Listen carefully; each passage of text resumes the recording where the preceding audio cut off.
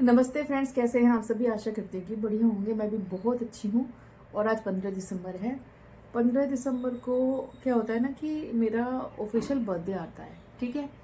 अब बहुत सारे लोग ऐसे होते होंगे जिनके दो दो बर्थडे आते हैं, उनमें से मैं भी एक हूँ। दो बर्थडे आने का कारण क्या है? एक तो रियल बर्थडे होता है सभी का, वो मेरे 6 जून को आता है, जिस दिन मैं सच में अवतरित हुई थी, पैदा हुई थी।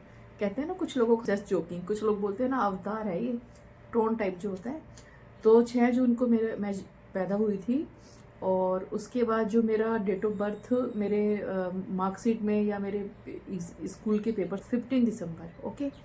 और मेरा जो एक्चुअली डेट ऑफ बर्थ है वो है 6 जून 1984। 1984 को मैं पैदा हुई थी। 84 में बहुत सारी अजीब चीज़ें हुई थी, उस टाइम मैं भी पैदा हुई थी। और मेरा स्कूल का जो बर्थ डेट है वो है 15 दिसंबर 1984, ओके जी। तो बेसिकली आज ऑफिशियल बर्थडे है मेरा। और मेरे जहाँ भी हस्बैंड के ऑफिस में मेरे बारे में इंफॉर्मेशन है, या मेरे जो भी स्कूल के दोस्त हैं, मैक्सिमम 15 दिसंबर को ही सेलिब्रेट करते हैं। तो मेरी एक फ्रेंड है बहुत अच्छी, सुबह सुबह उनको मुझे मैसेज भी आया हैप्पी बर्थडे करके। तो जो ऑफिशियली सेलिब्रेट करते थे वो 15 दिसंबर को ही सेलिब्रेट करते हैं। तो कहने का मतलब ये है कि आज मेरा ऑफिशियल हैप्पी बर्थडे है। और आज के दिन मुझे बहुत ही अच्छी सी एक चीज़ मिली है। मैं आपके साथ शेयर भी करूँगी। जैसे मैं अपना रूटीन शेयर करती हूँ, तो मैं रेसिपी शेयर करती हूँ, या मैं कहीं गई, मैंने क्या किया वो शेयर किया मैंने। तो भाई जो भी मेरी लाइफ में उतार चढ़ाव है, या जो भी चीज़ें अच्छी बुरी हो रही है, आई थिंक मुझे शेयर करना चाहिए, है ना। तो बहुत ही बढ़िया सा एक चीज़ मैं आपके साथ शेयर करूँगी। वो इतनी मतलब वो चीज़ ऐसी है ना जिसके लिए हम सब बचपन से सपने देखते आते हैं, है ना। तो कुछ काम ऐसे होते हैं जो एक एज के बाद ही पूरे होते हैं, स्पेशली गर्ल्स के, क्योंकि वो समाव किसी के साथ जुड़ जाती है, उनकी शादी हो जाती है, तो अकेले डिसीजन लेना थोड़ा मुश्किल हो जाता है ना। तो मेरा भी सेम था कि हस्बैंड मतलब शादी हो गई, कुछ कुछ सपने बचपन से देखती आ रही थी, जो भी सपने मैंने देखे थे बचपन से ही वो ऑलमोस्ट सारे पूरे हुए हैं। थोड़ा सा समय लगा है बट पूरे सारे हुए हैं। जब छोटी थी टीवी में सीरियल देखा करती थी, तो उस सीरियल को, एक पर्टिकुलर सीरियल आता था सी हॉक्स करके, आरोहण करके, जो मेरी एज के बच्चे हैं उन्हें पता होगा, बच्चे तो खैर अभी हम नहीं है। 1984 के जो लोग हैं, और उस टाइम पे जो डीडी नेशनल पे सीरियल आया करते थे, आरोहण आरोहण आता था पल्लवी जोशी का, और सी हॉक्स आता था उसमें माधवन, आर माधवन जो साउथ के एक्टर हैं वो भी थे, पल्लवी जोशी थी, शेफाली छाया थी।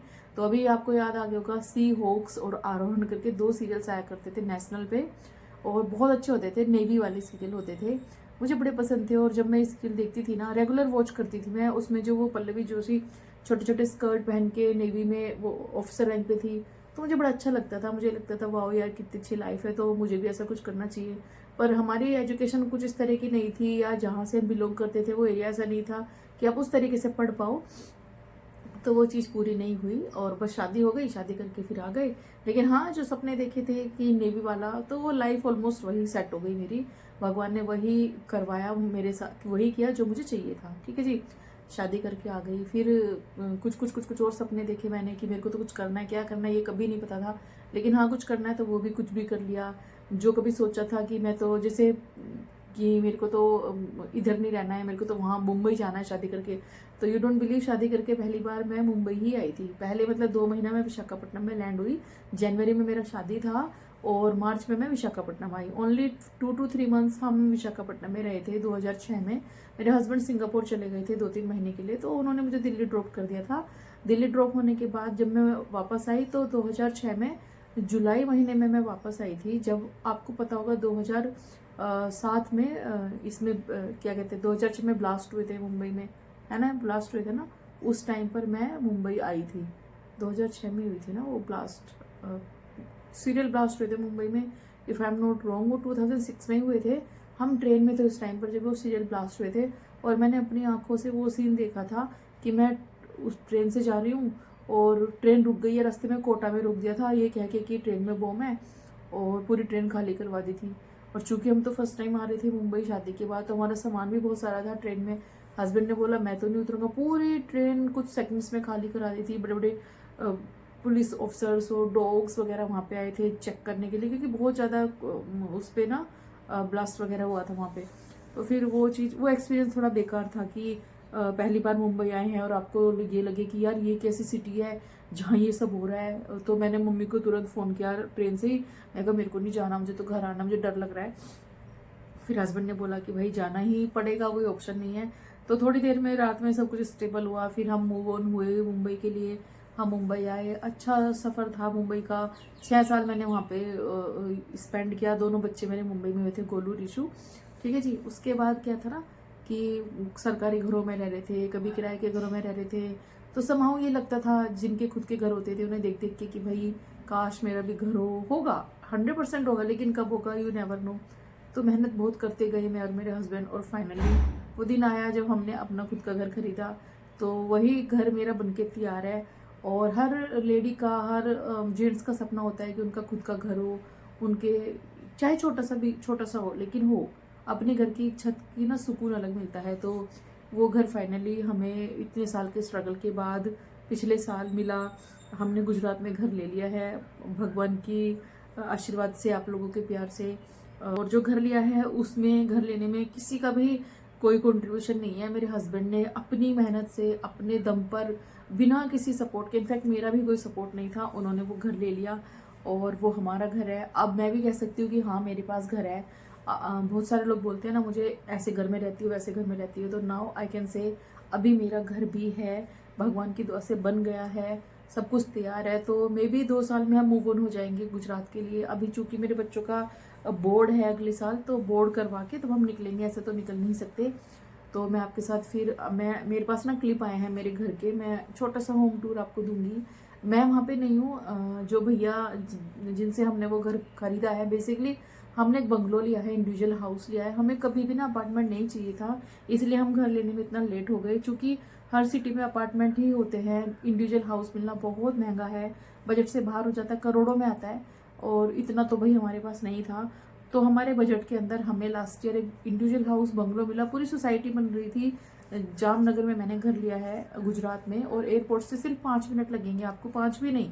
अगर आप 30 की स्पीड पे गाड़ी चलाओगे तो सिर्फ 5 मिनट्स लगेगा, और अगर आप थोड़ा सा ज़्यादा स्पीड पे गाड़ी चलाओगे तो विदिन 2 मिनट्स आप एयरपोर्ट से मेरे घर जा सकते हैं। इतना नज़दीक है। सोसाइटी है मणिभद्र विला करके एक जगह है, गुजराती लोग को पता होगा।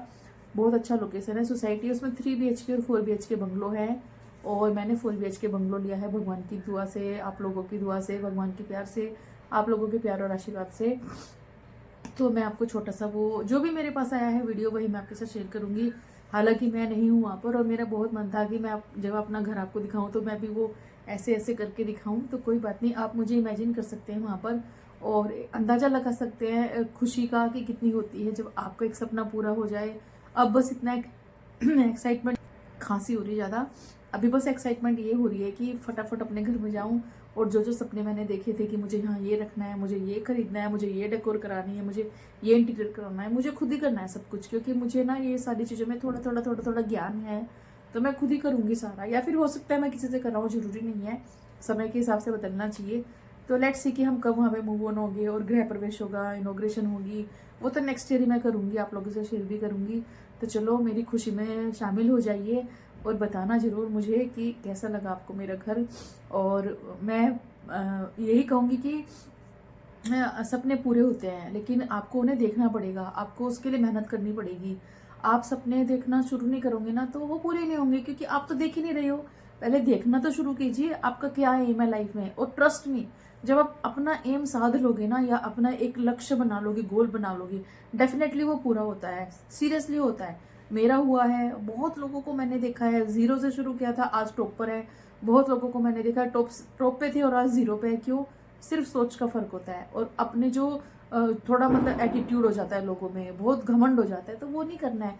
हमेशा न्यूट्रल रहिए, हम्बल रहिए, एक हेल्पिंग नेचर रखिए लोगों के साथ। ये ना सोचिए कि अरे मैं तो ये स्टैंडर्ड है, मैं तो इस रैंक पे हूँ, या मैं तो ये करता हूँ, तो वो चीज़ गलत हो जाती है। Somehow we all are human being, हमें एक दूसरे को सपोर्ट करना चाहिए, हेल्प करना चाहिए। कुछ भी अगर आपके बस में है, अगर आप किसी को छोटा सा भी कंट्रीब्यूशन, किसी के चेहरे पे स्माइल ला सकता है, तो ऑफकोर्स वो करना चाहिए। मैंने लाइफ में यही किया है, बचपन से ही किया है, अभी नहीं।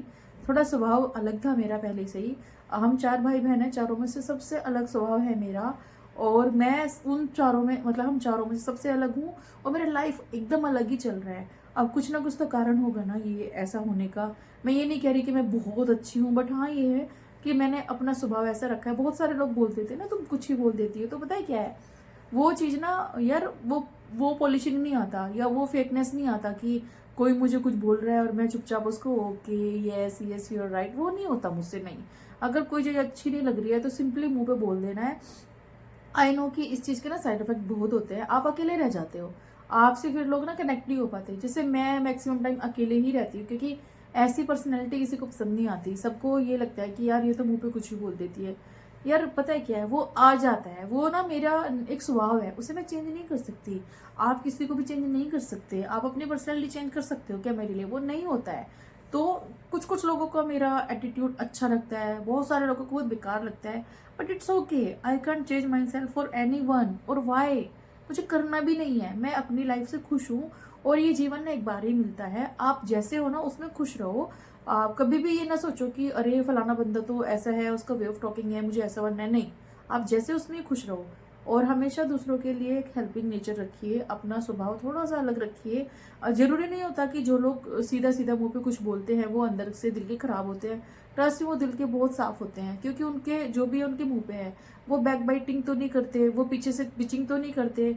वो चीजें खराब लगती है। आप मेरे मुंह पे तो बहुत अच्छा अच्छा बोल रहे हो, आज का जमाना वही, अब एग्री करेंगे कि मुंह पे तो बहुत अच्छा अच्छा बोल रही है लेडीज। अरे नेहा यार यू आर टू गुड यार, you are awesome, you are doing fantastic job. और मेरे वहां से निकलती क्या कर रही है ये, ठीक तक कितना काम कर रही है ना ये, व्लॉग्स बनाती है, पर्सनल लाइफ दिखा रही है और खाना बना के सेल करती है। तो ये सब ना होता है, ये मेरे साथ होता है बहुत। लोग बोलते हैं यार ऐसा, पर इट्स ओके। मैं क्यों उनके बारे में सोचूं?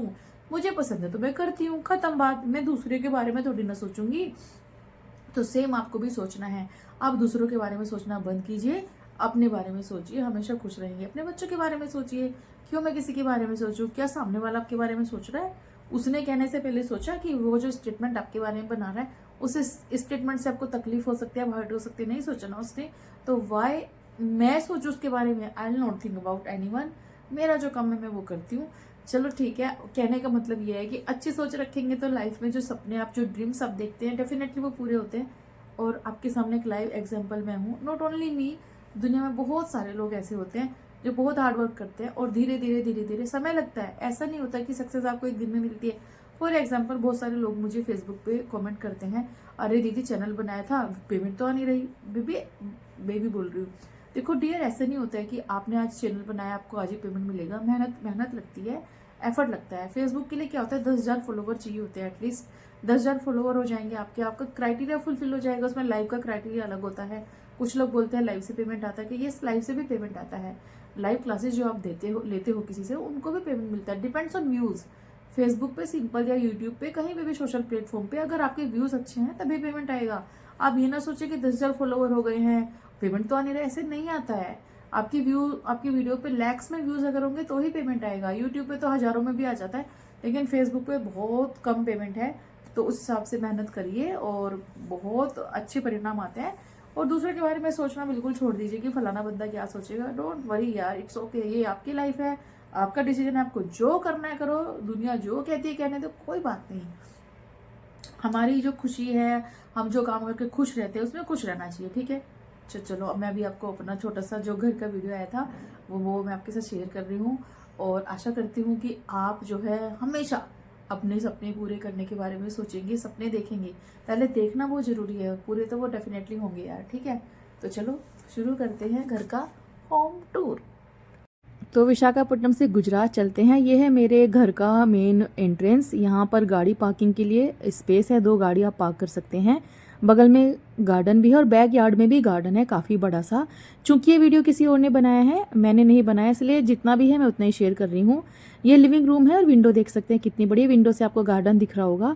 हालांकि अभी कुछ भी तैयार नहीं है, बाद में आप सब्जी भाजी लगाना चाहते हो बैकयार्ड गार्डन में, आपको कुछ भी करना है, बड़े बड़े आम के पौधे, जामुन के पौधे सब लगाना है मुझे, इसी लिए मैंने ऐसा घर खरीदा है। ये मेरा किचन आ गया है जी, यहाँ पर सब तैयार है। अभी जैसा भी है आप देख लीजिए, फुर्सत से मैं आपको बाद में इनॉग्रेशन के टाइम दिखाऊंगी। और ये नीचे में ही फर्स्ट फ्लोर पे, ग्राउंड फ्लोर पे बेसिकली ये है गेस्ट रूम। पीछे देख रहे हैं आप, वो मेरा खाली एरिया है, वहाँ पर गार्डन बनेगा। पीछे में बहुत बड़ा सा गार्डन बनेगा, इतना स्पेस है। और यहाँ पर ये है वॉशरूम। नीचे में अटैच्ड वॉशरूम है इस घर में, तीनों चारों बेडरूम्स में। अब चलते हैं ऊपर, तो ये नीचे का एरिया था, अब ऊपर चलते हैं। बाय द वे छत भी बहुत बड़ी है, छत वाला तो इन्होंने अभी मुझे भेजा ही नहीं है वीडियो, आधा ही भेजा है। ठीक है, ये मेरा मंदिर वाला एरिया, यहाँ पर मंदिर बनेगा तो मंदिर के लिए स्पेशल हमने एरिया बनवाया है। और ये वैभव का कमरा है, 2 विंडो है इसमें, वेंटिलेशन हर कमरे में बहुत शानदार है, बहुत अच्छी हवा आती है। और हाईवे पर है ये जो एरिया है, ये हाईवे पर ही है।